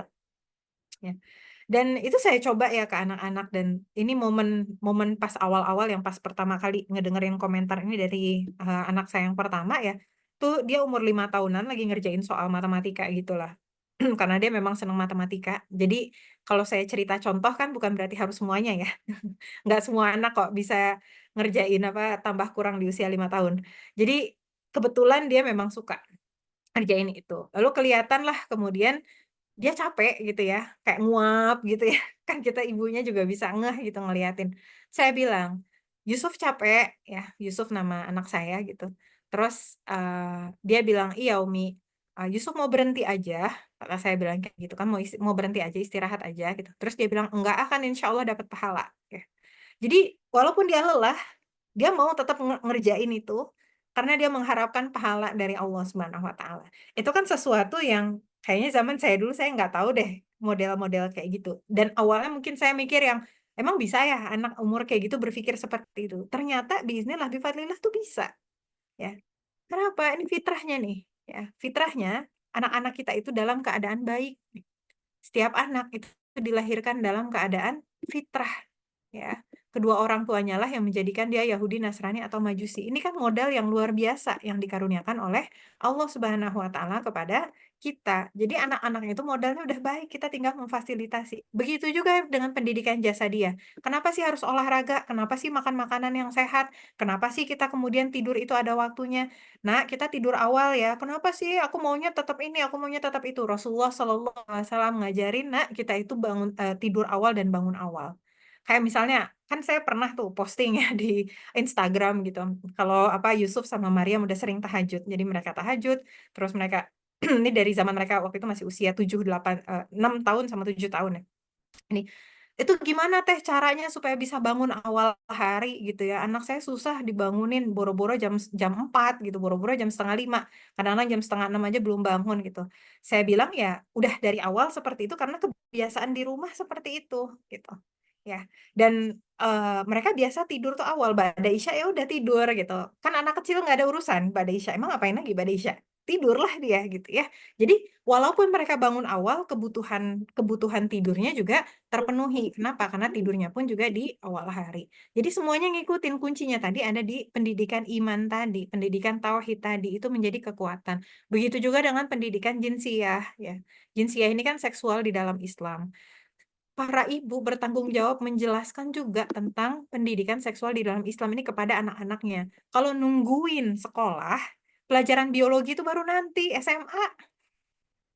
Mau dia lihatnya dari medsos, mau dia dengarnya dari teman-temannya, mendingan dari kita yang pertama. Nah, membayangkan pendidikan jinsia ini Jangan ngebayanginnya langsung hubungan ibadah suami istri, bukan. Dimulai dari hal yang mendasar, apa itu? Nah, Allah menciptakan manusia itu laki-laki dan perempuan. Sesederhana itu. Dan mulai kita memakaikan anak-anak perempuan dengan pakaian perempuan, laki-laki dengan pakaian laki-laki, dan tidak kemudian menukarnya. Ya, kita mendandani anak perempuan dengan dandanan perempuan, kita mendandani anak laki-laki dengan gaya laki-laki, itu termasuk pendidikan jinsia. Lalu kita menjelaskan aurat keduanya, beda aurat laki-laki dan perempuan. Ya, ketika datang tamu, misalnya ibunya langsung ganti kerudung, ya, langsung kemudian pakai kaos kaki, langsung ini itu dan sebagainya. Itu bagian dari pendidikan jinsia. Mengajarkan mereka untuk bisa bersuci dengan baik. Ya, itu termasuk pendidikan jinsia dan seterusnya sampai dengan nanti tentang balik ya organ reproduksi, tentang urgensi menikah, peranan suami istri dan sebagainya itu termasuk juga pendidikan jinsia. Nah, untuk bisa mengajarkan ini semuanya ya, maka dibutuhkan apa? Pendidikan yang berhikmah. Ini adalah perintah Allah Subhanahu wa taala, ud'u ila sabili rabbika bil hikmah. Ya, serulah manusia ke jalan Robmu dengan cara yang berhikmah. Hikmah itu bijaksana. Nah, itu sebetulnya lebih pasnya nanti di materi berkenaan tentang pendidikan anak di dalam Islam ya, saya nggak terlalu detail. Tapi yang jelas salah satu bagian dari berhikmah itu mengetahui tahapan pendidikan bagi anak di dalam Islam dan mengetahui sarana-sarana ya. Nanti cari sendiri ya. Jadi kan beda ya ngajarin anak sholat usia 2 tahun sama 10 sama 7 tahun sama kemudian kalau sudah balik dan sebagainya. Yang jelas kemudian mengajarkannya harus dengan lemah lembut ya, bukan dengan marah-marah, bukan dengan kemudian membentak-bentak dan sebagainya. Nah, bagian juga yang penting dalam mengajarkan anak dengan berhikmah adalah orang tua harus mau berusaha menjadi suri tauladan yang baik. Kalau sempurna mah mungkin nggak bisa ya. Kan nggak ada yang sempurna di antara kita. Ya, Rasulullah SAW sendiri menyampaikan bahwa keturunan Adam itu melakukan dosa gitu. Ya, kita memang akan melakukan dosa, tapi sebaik-baik di antara kita adalah yang bertaubat. Tapi kita mengusahakan. Ya, jangan sampai kita itu sukanya nyuruhin anak aja terus, tapi kita nggak mencontohkan. Azan datang gitu ya, terus bilang sama anaknya, nak kamu sholat ya. Seorang tuanya sibuk gini kan, ya kamu udah sholat gitu ya. Orang tuanya tidak mencontohkan. Orang tuanya bilang ke anaknya gitu ya, kamu jangan suka marah-marah gitu. Ya ibunya sendiri suka marah-marah ya. Jadi anaknya belajar marah-marah ya dari ibunya juga suka marah-marah. Kamu jangan gadgetan terus ya, tapi ibunya juga ngedrakor terus gitu kan jadi susah ya. Kayak misalnya ada yang curhat ke saya, teh gimana ya caranya supaya anak saya rajin ngafalin Quran di rumah gitu ya, karena dia ketinggalan teman-temannya udah hafalannya sekian-sekian. Saya mulai dengan pertanyaan, kalau di rumah kebiasaan menghafalkan Al-Quran keluarga itu jam berapa, kapan? Ya. Si ibunya bilang, maksudnya gimana teh? Iya, ibunya kalau ngafalin Quran kapan? Ya. Lalu kan jawabannya gitu ya, oh saya mah udah umur segini udah susah ngafalin Quran mah ya. Nah itu gitu. Jadi ibunya sendiri nggak mau ngafalin Quran, tapi pengen anaknya ngafalin Quran. Terus gimana dong ya? Ibunya sendiri tidak mencontohkan sehingga anaknya juga mikir, emang ngafalin Quran itu penting ya? Kalau penting kenapa ibunya nggak ngafalin Quran? Gitu. Ya kalau sholat penting kenapa ibunya sendiri tidak sholat tepat waktu gitu. Kalau akhlak yang baik itu penting, kenapa ibunya sendiri berakhlaknya kemudian tidak baik? Dan begitu banyak hal yang bisa dipelajari anak dari sesederhana dia menyaksikan. Kan anak itu perkembangannya bertahap tadi ya di sini nih. Ini kalau anak-anak usia dari mulai lahir sampai dengan 2 tahun bahkan sampai 3-6 tahun, kemampuan akal mereka masih terbatas tapi satu hal yang sangat-sangat kuat. Apa itu? Indera-indera mereka. Mereka ngelihat sesuatu mereka belajar, mereka ngedengar sesuatu mereka belajar. Berapa banyak anak-anak yang dia hafal sendiri surah-surah tertentu. Kenapa? Karena sering dengar orang tuanya atau khususnya ibunya tadi, begitu ya, itu merecite surah-surah di dalam Al-Quran. Berapa banyak anak-anak yang kemudian dia ngikutin sholat. Kenapa? Karena ibunya rajin sholat. Kan suka tuh itu di masjid ya. Anak-anak 1 tahun, 2 tahun ikut nunggingnya aja mungkin ya. Ikut Allahu Akbarnya aja. Itu bagian dari mereka belajar. Bukan ada yang nyuruh, enggak ya. Tapi mereka kemudian apa? Mereka ngelihat. Bahkan gitu ya dulu waktu yang Maryam masih kecil banget. Maryam anak saya yang kedua. Yang tadi lahir di Melbourne pas semester 2 akhir. Jadi dia umur 2 tahunan waktu ini, menjelang 3 tahun lah, menjelang 3 tahun, tapi 2 tahunan sekian.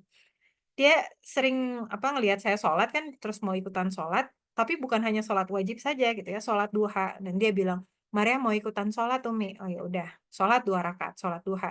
Habis itu dia bilang lagi gitu ya, Umi Maria mau sholat lagi. Ya udah tambahin lagi 2 rakaat lagi. Terus dia bilang lagi, Umi Maria mau sholat lagi sampai 8 rakaat. Terus dia bilang lagi mau sholat lagi.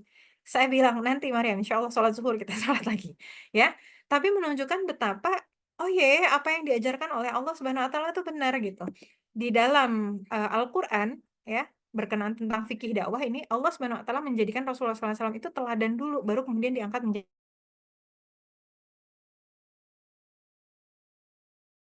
memperbaiki diri kita menjadi individu yang lebih baik gitu ya.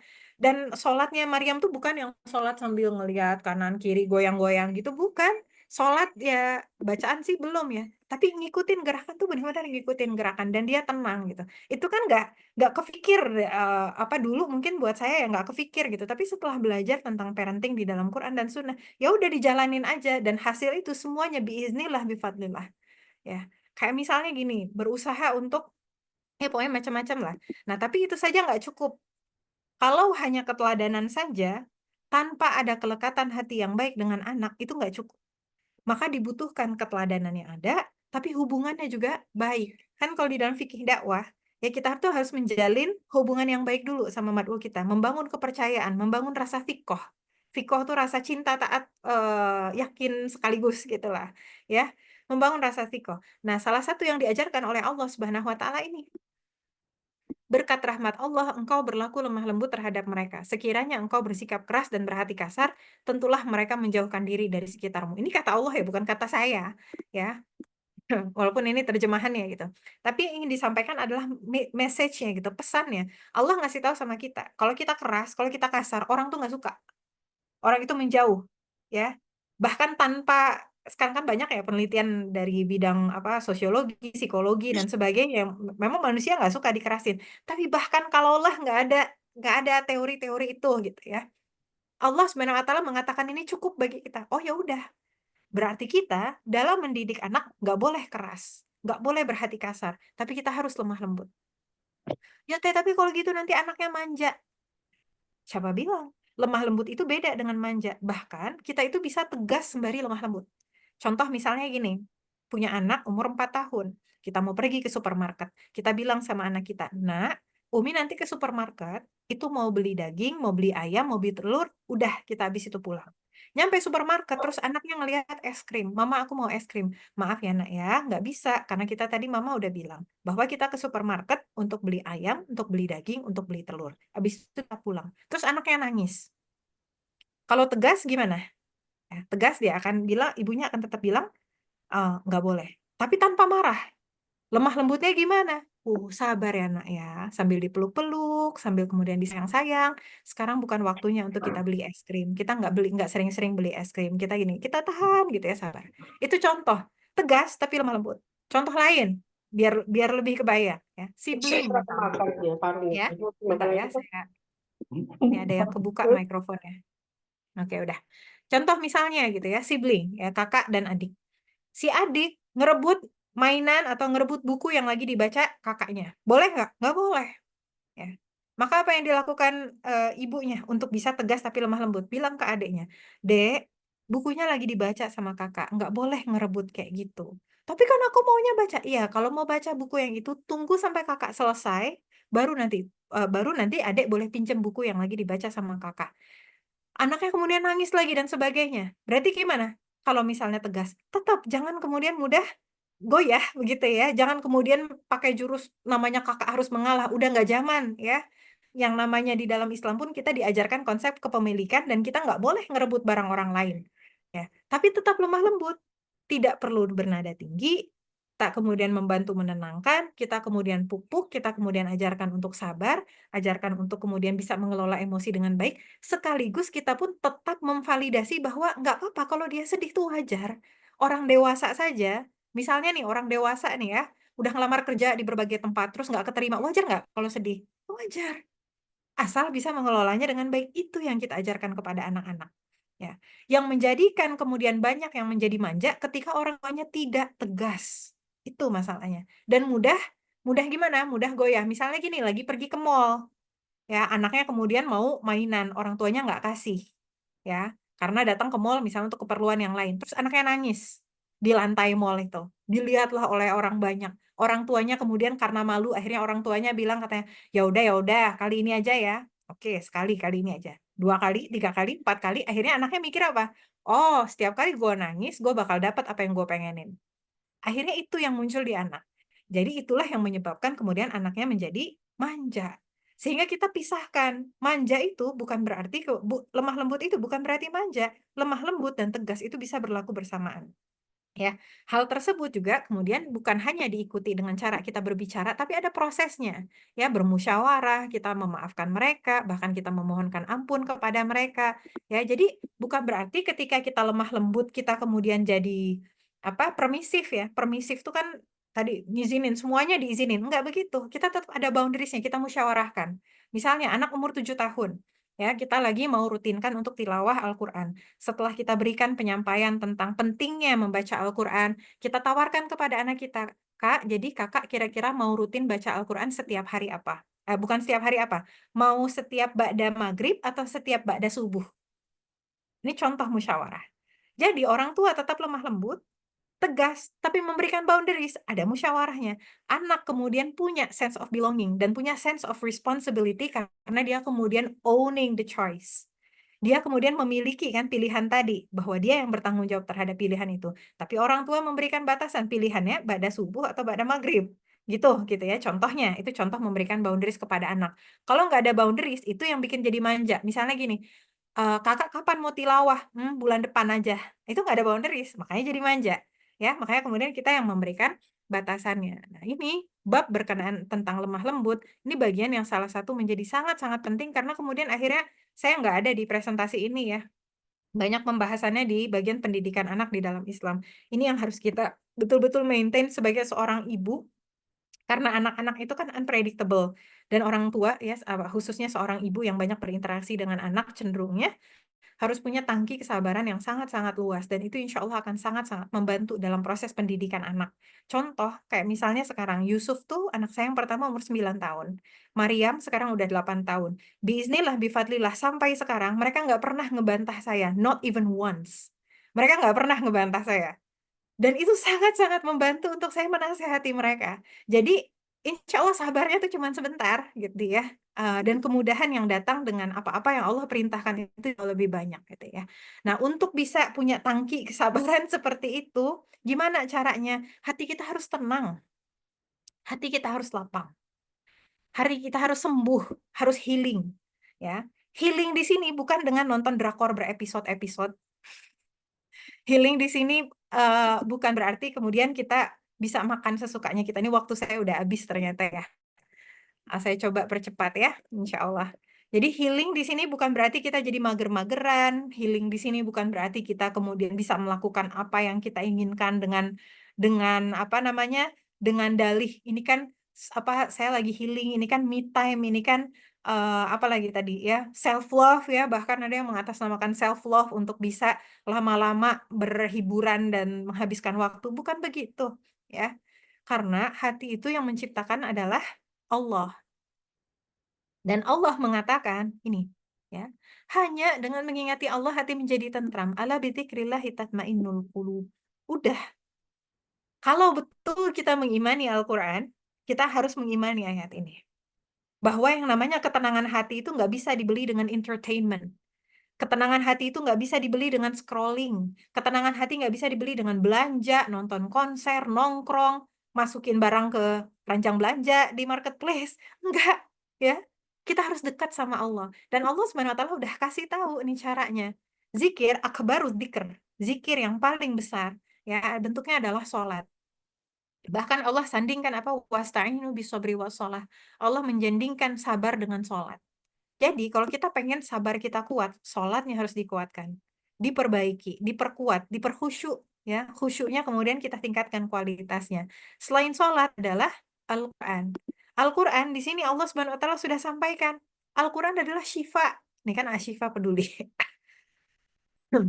Syifa berarti penawar, penyembuh untuk penyakit-penyakit yang ada di dalam hati kita, untuk kotoran-kotoran kita, untuk apapun itu yang kemudian membuat hati kita sempit, hati kita mudah bereaksi yang tidak baik, impulsif dan sebagainya. Kuncinya ada di dalam Al-Quran. Jadi kita nggak bisa lari-lari dari Allah Subhanahu Wa Taala. Apa yang Allah tetapkan itu pasti akan terbaik. Nah, selain dari Al-Quran, baru kemudian kalimat-kalimat thayyibah, baru kemudian doa ya. Jangan lupakan doa karena itu pun bagian dari kita mengingati Allah Subhanahu Wa Taala. Zikrullah kalimat thayyibah itu ya kayak la ilaha illallah, subhanallah, Allahu akbar, astagfirullahalazim, la haula wala quwata illa billah. Nanti cari sendiri ya kajiannya, di follow up lagi sama kajian tentang sholat, tentang Al-Quran, tentang zikrullah, tentang doa. Ya, makanya kemudian ada yang curhat ke saya gini, Teteh, aku tuh udah ikutan training ini, training itu ratusan ribu, bahkan sampai ikutan training mindfulness, bayarnya berapa juta loh ya. Bahkan sampai inget teori-teorinya. Tapi begitu sampai ke kejadian yang bikin dia mau marah, bahkan ketika teorinya itu diingat, tetap marah juga. Karena teorinya udah ingat tuh, step 1 begini, step 2 begini, step 3 begini gitu ya. Ini bukan berarti saya mengatakan, oh nggak usah ikutan training. Bukan ya, jangan dibalik. Tapi maksudnya kuncinya itu bukan di teori. Kunci utamanya ada di dalam hati kita ya. Karena ingin bisa lemah lembut, untuk bisa nggak marah-marah, itu kan kuncinya ada di dalam hati. Insya Allah, kalau kita punya hati yang tenang tadi, salah satu nanti ibrohnya, salah satu hikmahnya, kita akan mudah untuk bersabar, kita akan mudah untuk bersyukur, yang itu insya Allah akan sangat-sangat mudah dan sangat-sangat membantu kita dalam proses kita menjadi seorang ibu yang baik. Nah, terakhir adalah menjaga takwa, tawakal, dan doa kepada Allah Subhanahu wa Ta'ala. Karena Allah Subhanahu wa Ta'ala sudah menjanjikan wa may yattaqillaha yaj'al lahu makhraja. Ya, barang siapa bertakwa kepada Allah, niscaya Allah akan membukakan jalan keluar baginya. Wa yarzuqhu min haitsu la yahtasib, dan dia memberinya rezeki dari arah yang tidak disangka-sangka. Wa may yatawakkal 'alallah fahuwa hasbuh. Barang siapa yang bertawakal kepada Allah, maka Allah lah yang akan mencukupkan segala keperluannya. Dan salah satu bentuk kita tawakal kepada Allah adalah memperkuat doa kita. Allah Subhanahu wa Ta'ala sudah menyampaikan ke kita ya. Nih, ya, ujibu da'watad da'i idza da'an. Aku kabulkan permohonan orang yang berdoa apabila dia berdoa kepadaku. Ya, itu udah yang kemudian Allah Subhanahu wa Ta'ala sampaikan kepada kita, janjikan kepada kita, dan Allah Subhanahu wa Ta'ala tidak berdusta. Allah tuh nggak akan berdusta. Allah itu akan selalu menepati janji. Tinggal kitanya, kita mau nggak berdoa. Doa kita tuh nggak pernah ada yang sia-sia. Makanya saya sering menyampaikan begini. Kadang-kadang doa itu merepresentasikan ya sejauh mana kita yakin sama Allah atau sejauh mana kita kuat atau enggak keinginan kita ya dalam proses kita mendidik anak. Kalau misalnya kita masih malas berdoa, jangan-jangan kita tuh nggak yakin-yakin banget bahwa pendidikan anak kita itu ditentukan oleh Allah. Sejauh mana kita ingin menjadi seorang ibu yang baik, sejauh mana kita ingin mendidik anak kita dengan baik. Maka kita kalau betul yakin Allah yang menggenggam, itu akan terrepresentasikan dari doa-doa kita. Ya.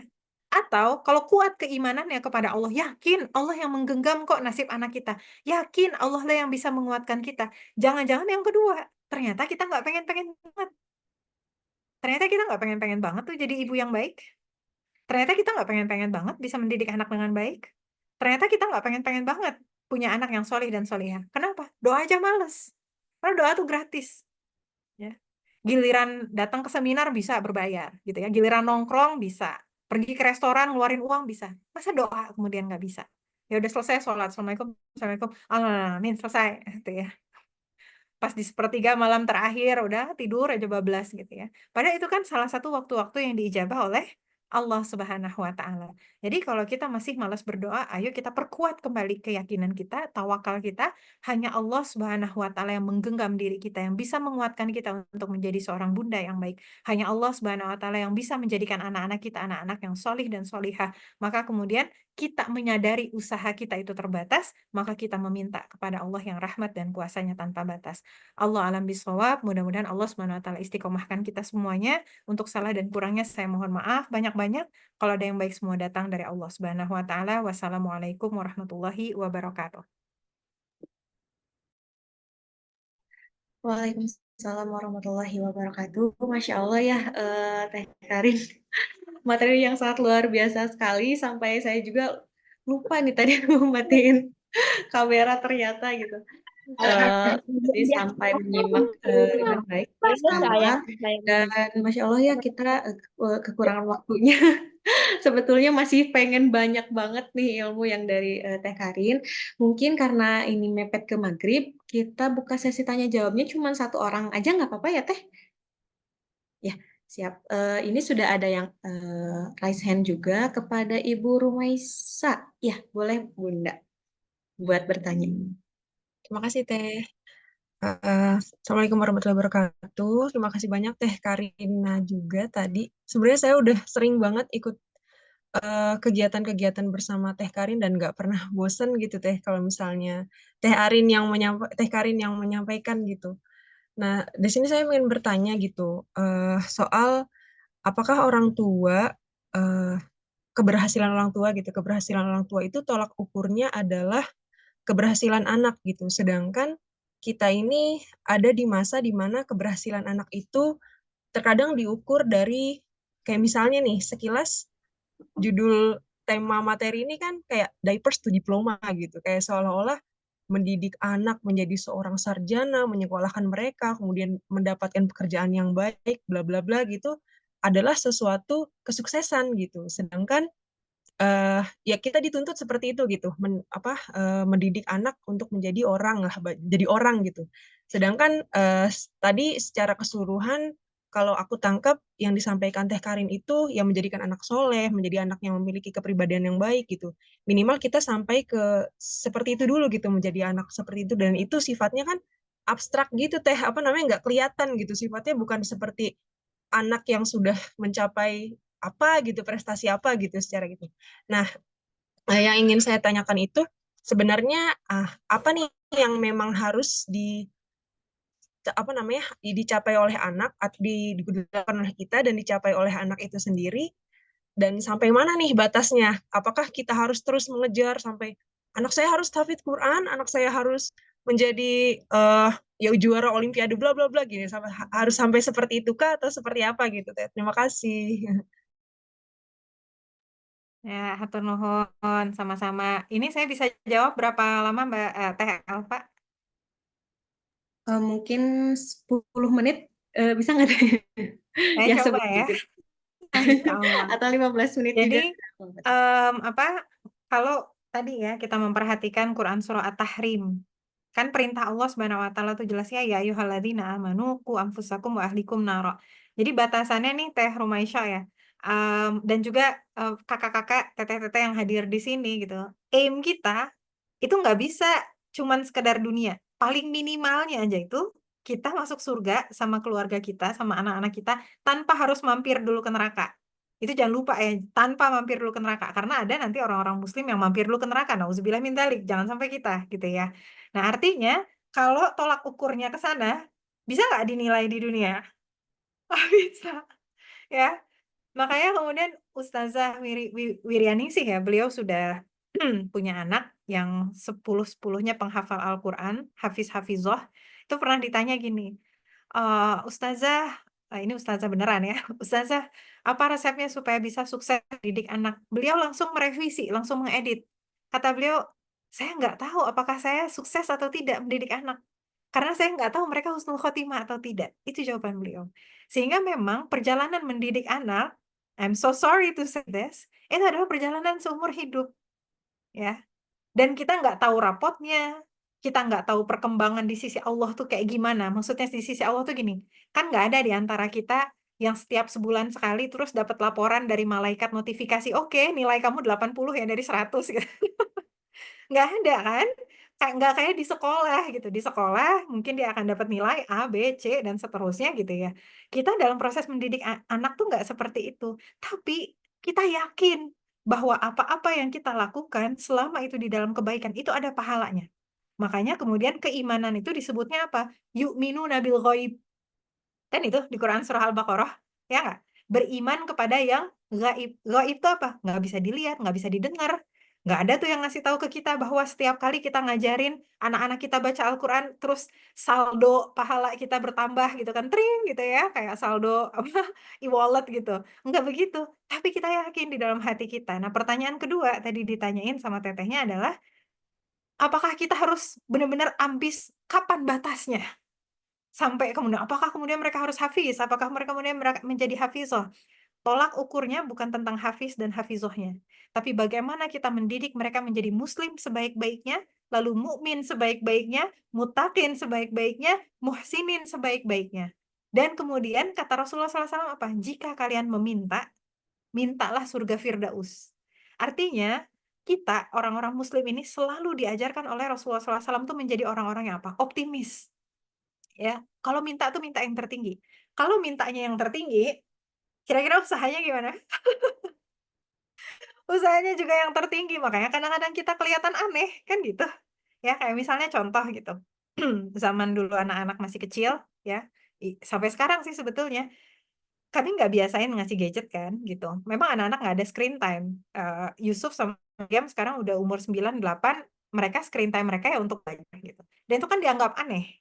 Dan saya repot memang, rumah berantakan. Kenapa? Mereka banyak main, mereka banyak harus ditemenin ini, mereka banyak harus ditemenin itu. Orang bilangnya, ih biasa aja kali, lebay banget gitu. Misalnya ya, nggak mau ngasih anak gadget, ih berlebihan ya, terlalu ambis, terlalu ini. Ya udah biarin aja orang ngomongin apa. Ketika kemudian anak-anak biiznillah, bifadlillah, la haula wala quwata illa billah. Ketika kemudian anak-anak akhirnya rajin ngaji Quran, ya umur 5 tahun, 6 tahun, 7 tahun gitu ya, murojaah gitu 1 juz ba'da subuh. Ya bisa duduk bisa sekali duduk tilawah 2 juz. Orang heran juga kan ya. Kok bisa sih? Nah, dulu dikasih tahu, jangan kasih gadget ya. Ketika anaknya rajin belajar, rajin baca di rumah, nggak bosen walaupun kemudian nggak ada ini, nggak ada itu. Udah dikasih tahu ya. Ketika kemudian ada yang ngeluh, anaknya tantrum usia 7 tahun, 8 tahun, setiap kali gadgetnya diambil, udah dikasih tahu juga. Jadi memang ketika kita hidup di zaman sekarang, boleh jadi kita ngerasanya bahwa, ih masa sih anak diajarin ngafalin Quran? Ih masa sih anak kemudian diajarin ilmu tauhid dari mulai masih kecil? Kelihatannya aneh gitu. Padahal itu tuh standar minimal menjadi seorang muslim. Untuk mempelajari ilmu tauhid tadi, ngajarin keimanan, itu kan standar minimal kita menjadi seorang muslim. Tapi zaman sekarang berhijab sempurna, itu dianggapnya, oh solihah banget ya udah berhijab sempurna. It's actually the minimum standard, everybody. Ya, jadi kayak yang inilah kita di akhir zaman. Ya, Rasulullah SAW sudah menyampaikan di akhir zaman jadilah ghuraba. Ghuraba itu bukan kemudian kita pergi ke atas gunung menyendiri udah nggak mau tahu apa-apa beribadah aja sama Allah, bukan begitu. Tapi ghuraba itu kita di tengah masyarakat, we become outstanding, we become different. Bukan different yang kemudian aneh, tapi different in a good way, in goodness. Makanya kemudian di kalangan kaum manusia, ghurobanya itu siapa? Kaum muslimin adalah para ghuraba di antara manusia. Kenapa? Karena dia beda. Kaum mukminin adalah ghuraba di kalangan para muslimin. Muttaqin adalah ghuraba di kalangan para mukminin. Dan muhsinin adalah ghuraba di kalangan muttaqin. Kita mau level yang mana? Ya.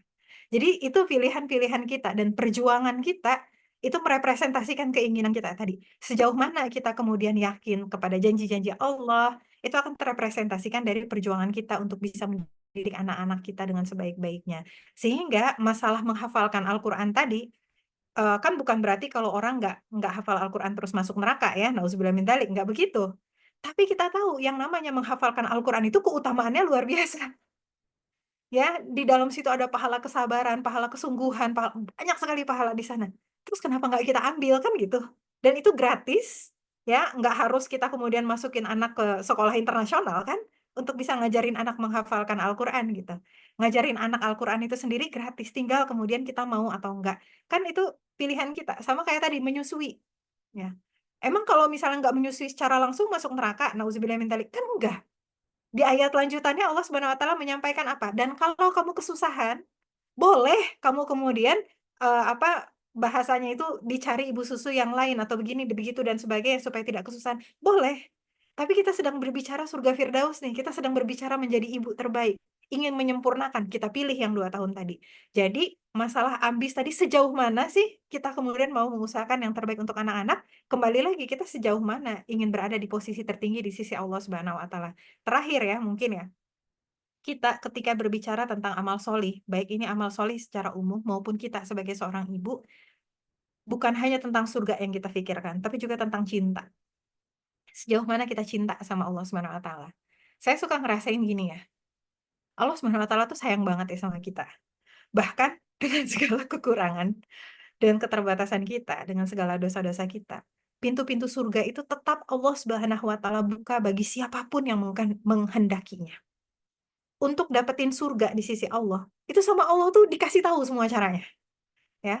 Beda kalau kita dulu mau masuk kuliah misalnya, kita SNMPTN, zaman saya dulu, nggak tahu yang lain ya, beda nama mungkin. Itu kan kita cuma dikasih tahu apa, pokoknya belajar sekian, kita nggak tahu soalnya apa.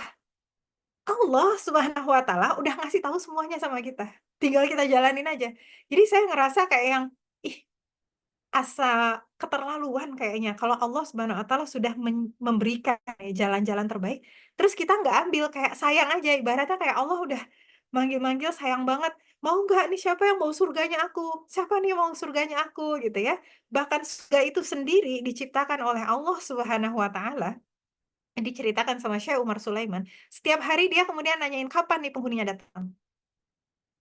Kebayang nggak? Dan setiap hari Allah jadikan surga itu lebih indah lagi, lebih indah lagi, lebih indah lagi, lebih indah lagi. Siapa tuh yang bilang kemudian, "Ah, jangan ah nikah muda, jangan ah punya anak masih muda, nanti nggak bisa jalan-jalan." You know what? In heaven, in Jannah, you can travel all the way through. Jauh lebih luas dibandingkan dunia dan selama-lamanya. Jangan sampai kita tergoda tadi ya dengan perkara-perkara yang semu. Kembali lagi, innamal hayatud dunya illa mata'ul ghurur. Ya, tidaklah dunia ini kecuali sebuah kesenangan yang menipu. Allah a'lam bishawab. Mudah-mudahan apa yang disampaikan tadi bisa bermanfaat. Untuk salah dan kurangnya mohon maaf banyak-banyak. Allah a'lam. Insya Allah ya. Jawaban dari Teh Karin semoga bisa menjawab dari pertanyaan kalau Ibu Rumaisya ya. Ya baik, ternyata banyak sekali ya Teh yang antusias sebetulnya ya ingin yang banyak bertanya. Terus ini ada juga yang menarik katanya, apakah Teteh menerima sharing lagi atau di luar Zoom gitu Teh? Apakah ada gitu sebelumnya? Bingung kapan ya? Mungkin nanti Waktunya ya. dibagi-bagi soalnya. Jadi Oh tadi kan iya. di dalam Islam kita harus balance ya, apalagi anak-anak homeschooling. Jadi kalau saya nggak bisa amanah, ya berantakan nantinya ya, walaupun harus tawakal sama Allah Subhanahu wa Ta'ala. Jadi udah dibagi jam-jam kapan kajian, bahkan kapan saya jawab DM.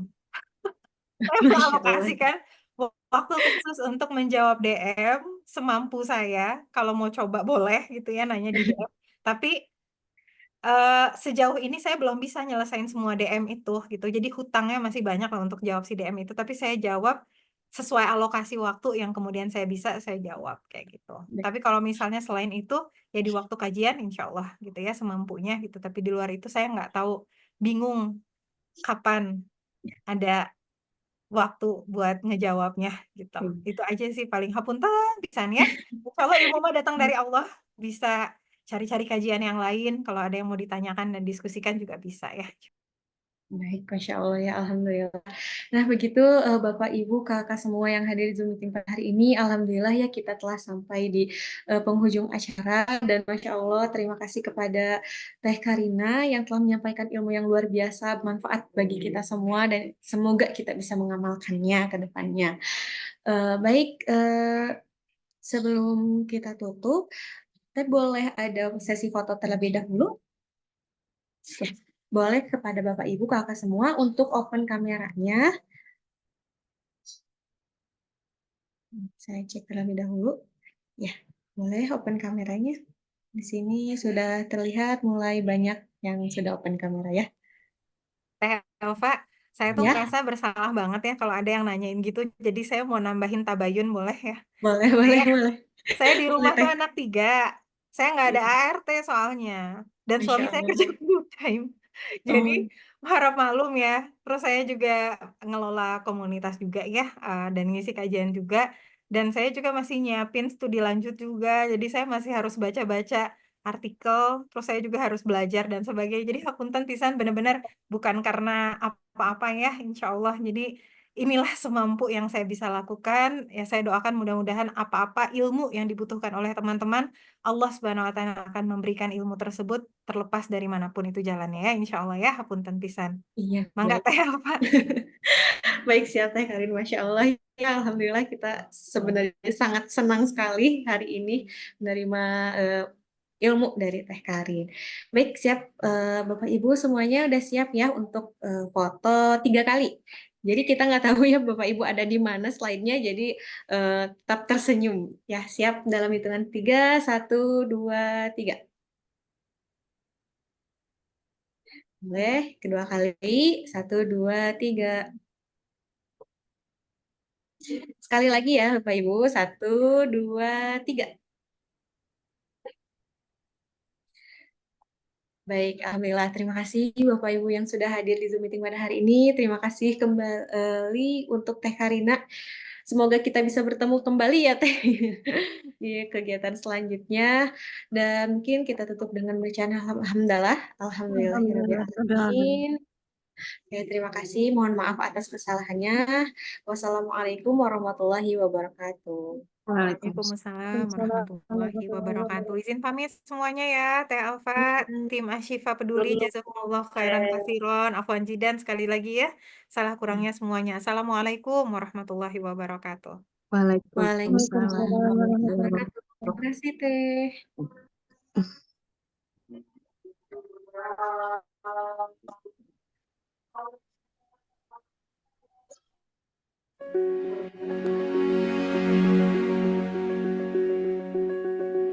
Ashifa Islamic Philanthropy